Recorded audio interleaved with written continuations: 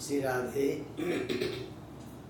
आइए पंचम स्कंद के 12वें अध्याय पर चर्चा करते हैं। विस्तार से समझाया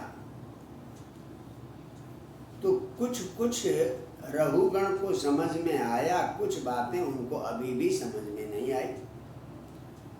तो अब एकदम व्याकुल होकर शरणागत होते हैं। यानी हमें आत्मज्ञान के लिए जब तक शरणागति नहीं होगी तब तक आत्मज्ञान नहीं होगा। तो राजा रघुगण जिनसे पालकी ढुवा रहे थे, आज उन्हीं जड़ भरत से विनम्र प्रार्थना करते हैं। क्या कहते हैं? ज्वरा मयार्तस्य यथा गदं स्यात् निदा गदग्धस्य यथा हिमाम्बः कुदेहमाना हि विदष्टदृष्टे ब्रह्मन् वचस्ते मृतमौषधं मे। हे ब्राह्मण देव, आपकी वाणी मेरे लिए कैसी लग रही है? ज्वर आमय आर्तस्य यथा अगदम, बुखार और रोग से पीड़ित व्यक्ति के लिए जैसे औषधि लगती है। या निदागदग्धस्य, गर्मी के लू लगने पर अगर ठंडा पानी मिल जाए, भयंकर गर्मी में ठंडा पानी मिल जाए तो जैसे वो ठंडा पानी लगता है, उसी प्रकार से कुदेह मान अहिविदष्ट दृष्टि, इस कुत्सित देह को ही आत्मा समझने की जो दुर्बुद्धि है, मानो वो क्या है? सर्प है। कुदेह मानो, इस दुष्ट शरीर को अभिमान करने से, माने अभिमान रूपी सर्प ने हमारी दृष्टि को डस रखा है। इस दुष्ट देह का अभिमान रूपी सर्प ने हमारी दृष्टि को क्या कर रखा है? डस रखा है। तो इसलिए तो आपकी वाणी मुझे अमृतम औषधम, अमृतमय औषधि की तरह लग रही है। तो आपकी बात सुनकर मुझे बहुत अच्छा लग रहा है। फिर भी मेरा एक संदेह दूर नहीं हुआ। कहते हैं आपने कहा कि जी दृश्यमानम क्रियाफलम, जैसे कहा था ना भाई, अगर आप मेहनत करेंगे तो शरीर में दर्द होगा, इंद्रियों में दर्द होगा, इंद्रिय के साथ मन है, मन में दर्द होगा, बुद्धि में दर्द होगा। जैसे बर्तन को आग लगाने पर चावल पक जाता है, तो उसी प्रकार से शरीर को कष्ट मिलने पर आत्मा को कष्ट मिलना चाहिए। ये बात अभी भी मुझे क्लियर नहीं हुई है। तो जरा आप इसके बारे में हमें स्पष्ट करके बताएं। तो ये जिज्ञासा रखी किसने? राजा रघुगण ने। अब यहाँ पर कहते हैं, देखो तुम अपने को राजा समझते हो और जिनको तुमने पालकी ढुवाने के लिए रखा है वो क्या है? हमारा शरीर क्या है? कहते हैं अयम जनो नाम चलन पृथिव्याम यह पार्थिव पार्थिव कस्य हेतु। जैसे देखो हमारा ये शरीर क्या है? पृथ्वी आदि 5 तत्व का बना हुआ है। और ये 5 तत्व का बना हुआ शरीर कहाँ चल रहा है? पृथ्वी में ही चल रहा है। और वो शरीर बना 5 तत्व का कैसे? तस्यापि अंग्रो रधि, यानी पैर के ऊपर, हाँ क्या है?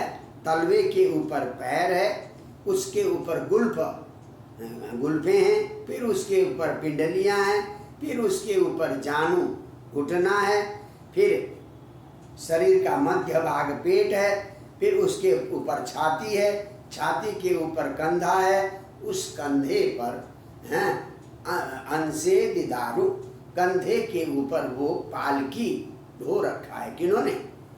जिनसे तुम काम करवा रहे हो। और तुम्हारा भी शरीर वैसा ही, जैसा इन पालकी ढोने वाले का शरीर है, सेम तुम्हारा भी वही शरीर है।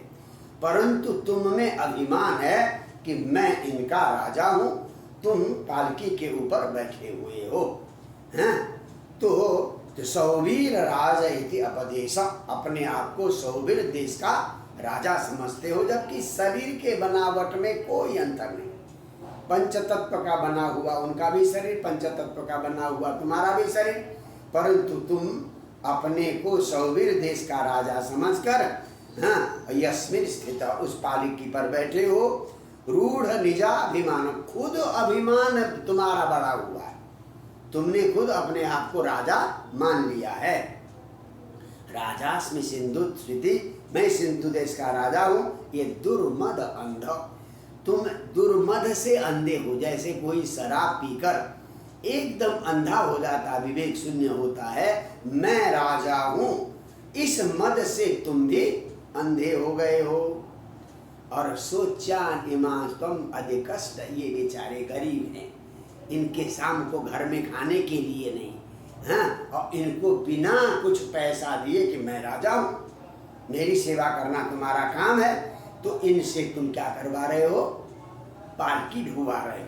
सोचा इमास्तम अधिक कष्ट, पहले से ही कष्ट में है बेचारे, बड़े दुखी हैं। बिष्टिया निकृणन, बिष्टि कहते बिना वेतन के पकड़ना, वेतन कुछ नहीं देना, केवल काम लगाना। लेकिन निरनुग्रहोसी, तुम तो ऐसे निर्दयी हो, तुम्हारे अंदर दया नहीं है, पर अपने आप को समझते हो तुम सिंधु देश का राजा, हाँ, तो जनस्य गुप्तास्मि विकथमाना, अपने आप को कहते हुए मैं, हाँ, प्रजा का रक्षक हूँ। किस बात की प्रजा के रक्षक? तुम तो प्रजाओं को कष्ट दे रहे हो, तो प्रजा के रक्षक तुम कैसे हो? न शोभसे वृद्ध सभा सुहेष्ट, हे ढीठ, तुम विद्वानों की सभा लायक नहीं हो। विद्वान की सभा में देह का अभिमान लेकर नहीं जाया जाता, तो इसलिए आत्म तत्व का चिंतन जहाँ हो रहा हो, आत्मा और परमात्मा का जहाँ चिंतन हो रहा हो, वहाँ देहाभिमानी का कोई, हाँ, अस्तित्व नहीं है। तो इसलिए, हाँ, तो ये शरीर चाहे स्थूल हो, कृष पतला हो, मोटा हो, काला हो, गोरा हो, कैसा भी हो, इससे कोई नहीं फर्क पड़ता। एवं कृशम स्थूल मणु बृहद यत् असच्छ सज्जीवमजीव मन्यत् द्रव्य स्वभावाशय काल कर्म नामना जया वेति कृतम द्वितीयम। तो इसलिए इस शरीर के साथ तुमने अपने आप को जोड़ रखा है, जबकि इस शरीर का धर्म अलग है, आत्मा का धर्म अलग है। तो आत्मा कैसी है? ज्ञानम विशुद्धम परमार्थमेकम, ज्ञान तो एकदम शुद्ध है, उसमें कोई मिक्सिंग नहीं है, एकदम परमार्थ स्वरूप है। और अनंतरम तो वही प्रकाशम, यानी न बाहर है न भीतर है, सर्वत्र व्यापक है, सत्य स्वरूप है, प्रत्यक्ष सर्वत्र है, प्रशांत है, और उसी को भगवान कहते हैं, उसी को वासुदेव कहते हैं। इस बात को जानना बड़ा आवश्यक है। तो अब इस बात को जाना कैसे जाएगा? कहते हैं अभिमान को साथ में लेकर तुम ये आत्मज्ञान को जान नहीं पाओगे। एकदम फटकार लगाते हैं। कौन? रहुगण को फटकारते हैं जड़ भरत। रहुगणै तत्तपसा न याति न चेज्जया निर्वपणाद् गृहाद् वा न छन्दसा नैव जलाग्निसूर्यै बिना महोत्पाद रजोभिषेकम। हे रघुगण, एतत् तपसा न याति, ये आत्मज्ञान तपस्या करने से नहीं आता। न च इज्जया, यज्ञ करने से भी आत्मज्ञान नहीं होता। और गृहाद बाप निर्वपणा, घर छोड़कर संन्यास लेने से भी आत्मज्ञान नहीं होता। संन्यास लेने मात्र से आत्मज्ञान नहीं होता। न छंदसा, वेद पढ़ने से भी आत्मज्ञान नहीं होता। न जल अग्नि सूर्य, जल अग्नि और सूर्य में पंचाग्नि तापने से भी ये ज्ञान नहीं होता। तो कब होगा ये ज्ञान?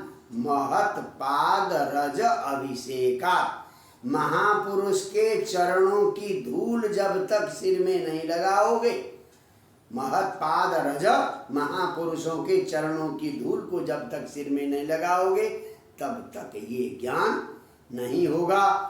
इस प्रकार से दो टुक जवाब रघुगण को राजा ने दे दिया। तो महापुरुष के पास ऐसी क्या चीज है जो महापुरुष के चरण की धूल लगने पर ही आत्मज्ञान हो सकता? यत्रोत्तम श्लोक गुणानुवाद, महापुरुष के पास संसारिक चर्चा नहीं होती। आप समझिए जहाँ सांसारिक चर्चा हो रही वो महापुरुष नहीं है। तो यत्र महापुरुष के पास तो उत्तम श्लोक का गुणानुवाद, भगवान का गुणानुवाद है, और ब्राह्म्य कथा विघात, संसार के विषय की बातें वहाँ होती नहीं, उनका तो त्याग होता है। तो निरंतर भगवत चर्चा के श्रवण करने से क्या होगा? धीरे धीरे वासुदेवे सतिम मतिम यच्छति, भगवान के प्रति सतिम निष्काम बुद्धि लग जाती। नित्य भगवान की चर्चा सुनने से भगवान के प्रति सतिम मतिम निष्काम बुद्धि लग जाती है। तो इसलिए केवल महापुरुष के चरण की धूल अर्थात महापुरुष की सेवा से ही ये ज्ञान प्राप्त होता है। फिर अब अपना परिचय देते हैं। तुम जिस सौवीर देश का राजा समझकर इतना घमंड दिखा रहे हो, मैं समग्र आर्यावर्त का राजा था, भरत नाम का मैं राजा था, हैं?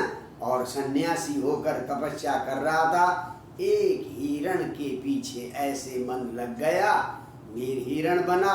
उसके बाद ये मैंने तृतीय जन्म लिया है, हाँ? तो इसीलिए कि कहीं तुम कि किसी तरह से मन कहीं संसार में न फंसे, इसीलिए जनसंगात असंग, लोगों के संसर्ग से दूर होकर कहीं कहीं दोबारा जो है मुझे पकड़ न ले ये संसार। तो विषम कमाना, संसार से डरता हुआ एक क्या ना अभिभृत, कि मेरा ज्ञान भी लोगों को पता न चले, नहीं तो दुनिया घेर लेगी।